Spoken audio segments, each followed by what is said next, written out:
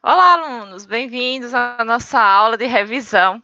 Estamos aqui para revisar os principais conceitos de bioquímica que vimos até o momento, que foi água, sais minerais, vitaminas e carboidratos, tá?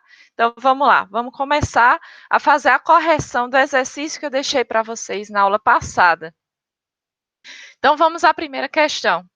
As moléculas de água permanecem unidas entre si por uma propriedade chamada de.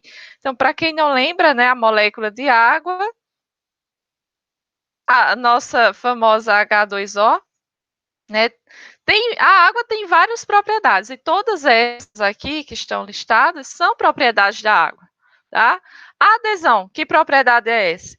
É a propriedade que a água tem de aderir a outras moléculas polares, por exemplo, o sal, não é isso?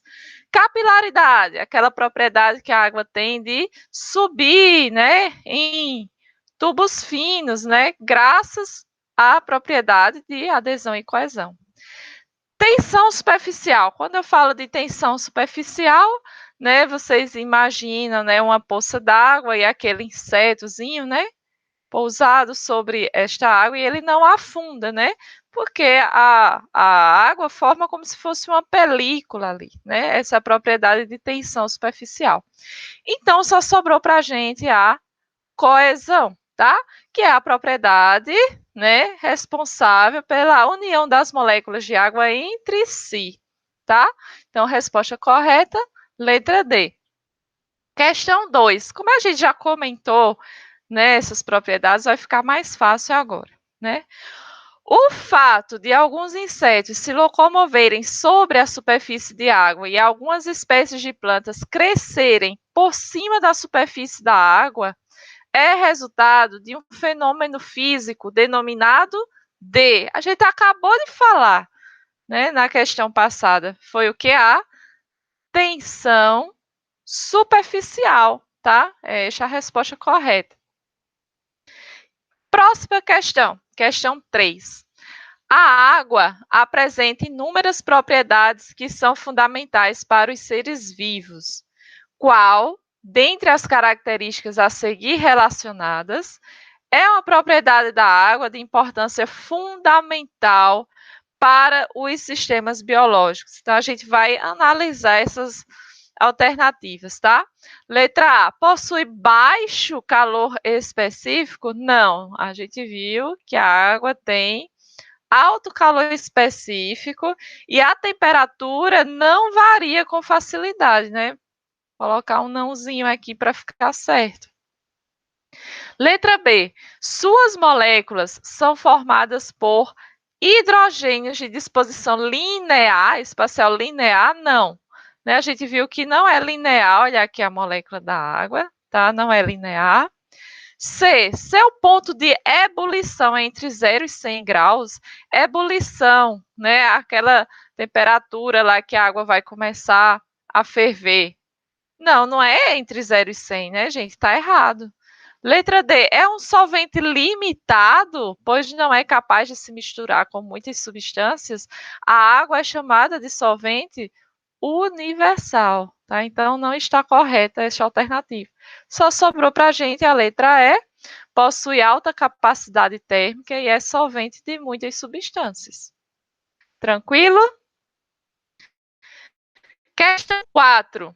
Durante uma competição esportiva, observa-se uma intensa sudorese nos atletas, que tem como principal função. Então, a gente viu que aquele suor que fica na superfície do nosso corpo, quando estamos praticando atividade física intensa, tem uma função. Qual que é essa função? Manter a temperatura corporal, né? A água, né, que é expelida para a superfície do nosso corpo, tem aquela função de não deixar o nosso corpo esquentar demais, tá? Já que a água vai absorvendo o calor do nosso corpo. Questão 5, é a última de água, né? A água, substância essencial para todos os seres vivos. Vamos analisar qual a alternativa correta. Apresenta-se em quantidade invariável de espécie para espécie? Variável, né, gente? Não é invariável. B, tende a aumentar seu percentual nos tecidos humanos com o passar da idade? Não, né, gente? Com o passar da idade, a gente perde água, tá? A água do nosso corpo vai diminuindo. C, em geral, é mais abundante em células com maior metabolismo? Sim, é essa a alternativa certa, tá? E a D, por que está errada? É considerado um solvente universal por ser uma substância apolar? Não, a água é polar. Tá? Então, aqui foi, né, as 5 questões de água. Vamos passar agora a questões de vitaminas e sais minerais. As vitaminas são classificadas em 2 grandes grupos: hidrossolúveis e lipossolúveis. As primeiras são aquelas que se dissolvem em água, enquanto as lipossolúveis dissolvem-se em lipídios e outros solventes. Dentre as vitaminas hidrossolúveis, qual a alternativa aqui que tem vitamina hidrossolúvel? A letra A, vitamina C. Que outra vitamina também é hidrossolúvel? A vitamina B, né, gente? Então, olha, somente a vitamina C é hidrossolúvel, né, nessas alternativas. Essas outras aqui são todas lipossolúveis, tá bom? Questão 7.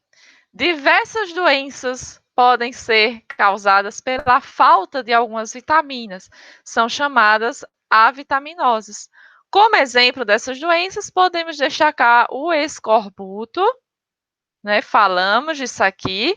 Uma patologia que era muito frequente nos marinheiros, que passavam um grande período de tempo no mar, sem uma alimentação adequada.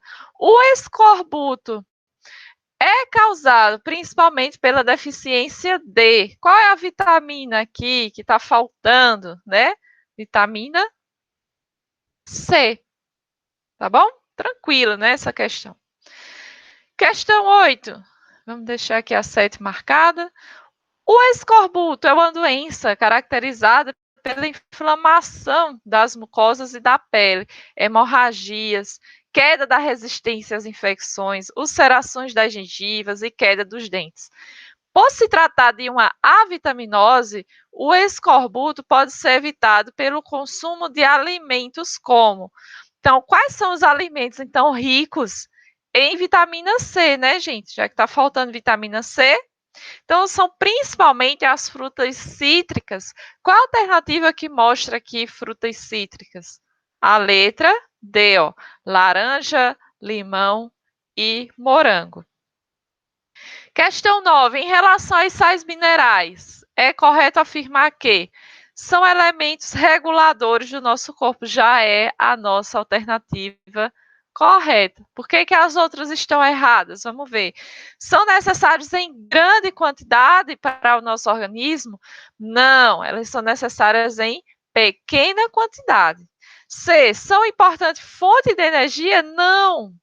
Sal mineral não traz energia, tá? Quem traz energia é carboidrato. D, encontrado principalmente em doces e massas? Não, isso aqui também é carboidrato. E essa ingestão não é necessária? Ela é sim necessária, tá, gente? Porque são substâncias essenciais para o regulamento do nosso, a regulação do nosso metabolismo, tá? Próxima questão. Associe os elementos químicos da coluna superior com as funções orgânicas da coluna inferior, tá? Então, a gente tem aqui os sais minerais, tá? Isso, um deles vai sobrar, é isso mesmo, tá? E aqui as funções, tá? Então, vamos tentar associar. Formação do tecido ósseo. Qual é o sal mineral responsável pela formação do tecido ósseo? Cálcio, né? Então, aqui seria o número 4, tá? Transporte de oxigênio. Olha, que legal, né? Nós vimos isso na nossa aula também. Quem faz esse transporte é o ferro, tá? Por isso que ele é tão importante, tá? Constituinte básico da hemoglobina, dos nossos glóbulos vermelhos. Assimilação de energia luminosa. Estamos falando do magnésio, componente essencial da clorofila das plantas, tá? Equilíbrio de água no corpo, né? Nós temos aqui o sódio, né, presente no sal, né? Então, se a gente comer muito sal, o que é que acontece? Pressão alta, né? Então, a gente fica com esse equilíbrio de água no nosso corpo alterado. Transmissão de impulso nervoso. Só sobrou ali, ó, potássio e iodo. Qual é dos dois? O potássio, tá? É essencial para a transmissão do impulso nervoso. Então, qual é a alternativa que mostra essa sequência? É a minha alternativa C, né? 4, 6, 1, 5 e 2, tá? E aí só sobraram agora as questões sobre carboidratos, tá? Então, a questão 11, a gente ia procurar a alternativa que preenche aqui corretamente. Os carboidratos, também chamados de, né, qual é o outro nome, né, para carboidrato? Energético, não, a gente já pode tirar fora. Açúcares pode ser, hidratos também pode ser, substâncias estruturais não, polímeros não. Então já eliminamos 3 alternativas, tá, gente? Ficamos entre B e C. Né? Então, os carboidratos, também chamados de açúcares ou hidratos de carbono. Ah, aqui já tem hidratos de carbono, olha, então a gente não vai repetir, já achamos a nossa alternativa, que é a letra B. Vamos ver se confere.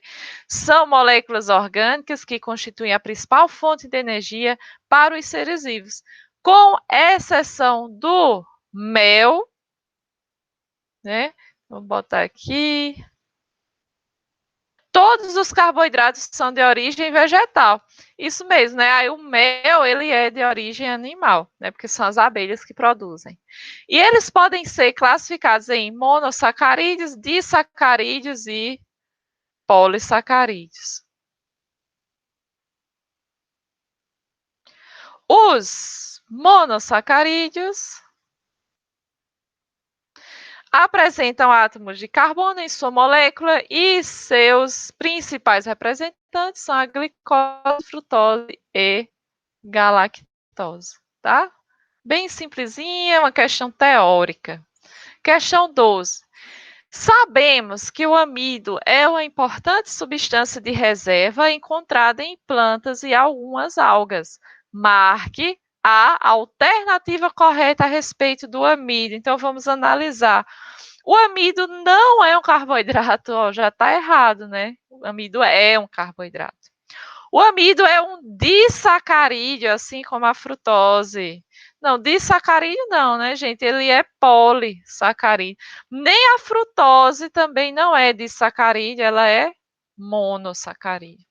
O amido é um monossacarídeo, acabamos de dizer que não, né? É um poli, tá? Então só sobra a letra D. O amido é um polissacarídeo, assim como o glicogênio e a celulose. Correto. Questão 13. Os glicídios são as principais fontes de energia diária para seres humanos e são classificados em monossacarídeos, oligossacarídeos e polissacarídeos, de acordo com o tamanho da molécula. Polissacarídeos são polímeros de glicose constituídos fundamentalmente por átomos de carbono, hidrogênio e oxigênio, que desempenham diversas funções essenciais ao bom funcionamento do organismo. Os polissacarídeos mais conhecidos são glicogênio, celulose, amido e a quitina. As funções atribuídas a essas moléculas são, então nós vimos que os polissacarídeos eles podem ter função de reserva ou função estrutural, tá? A gente só ia dizer qual aqui é reserva, qual é estrutural.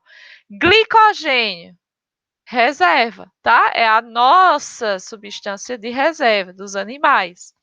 Celulose, estrutural, tá? Faz parte da parede celular lá das plantas. Amido, reserva das plantas. E quitina, reserva, estrutural. Desculpa, gente. Quitina é estrutural, né? Faz parte aí, né, da estrutura dos fungos, por exemplo, tá? Quitina. Então vamos lá. Né? Qual é a alternativa que mostra essa sequência aqui, igual o que a gente está vendo? Então, aqui temos a alternativa C, né? Olha, reserva estrutural, reserva e estrutural. Questão 14, vamos deixar essa marcada.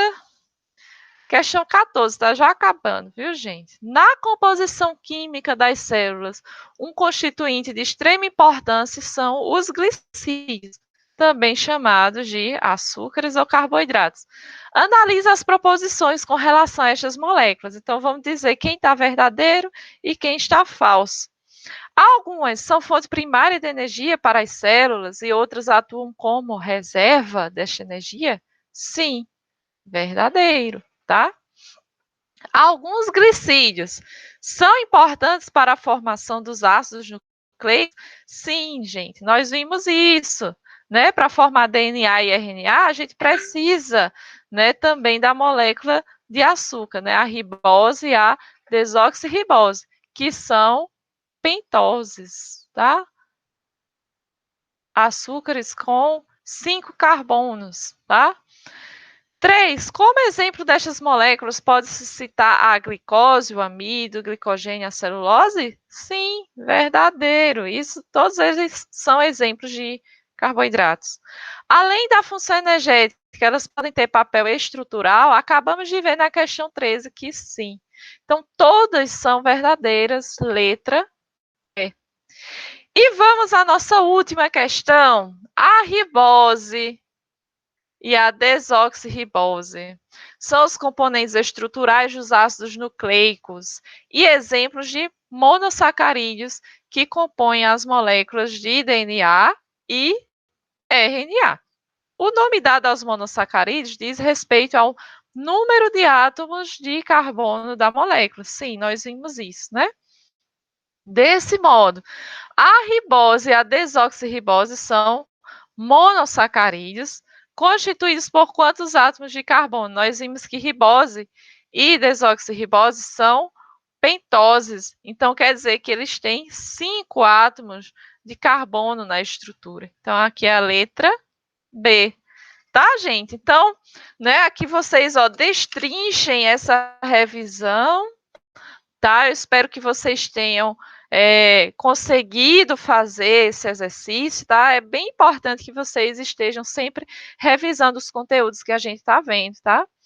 E aí, na próxima aula, então, a gente se encontra para dar continuidade, né, vendo, né, outros componentes químicos importantes para os seres vivos, tá? Como os lipídios, as proteínas e os ácidos nucleicos. E aí a gente fecha essa parte, tá?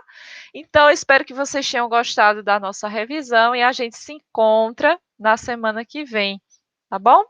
Tchau, tchau para vocês e boa semana.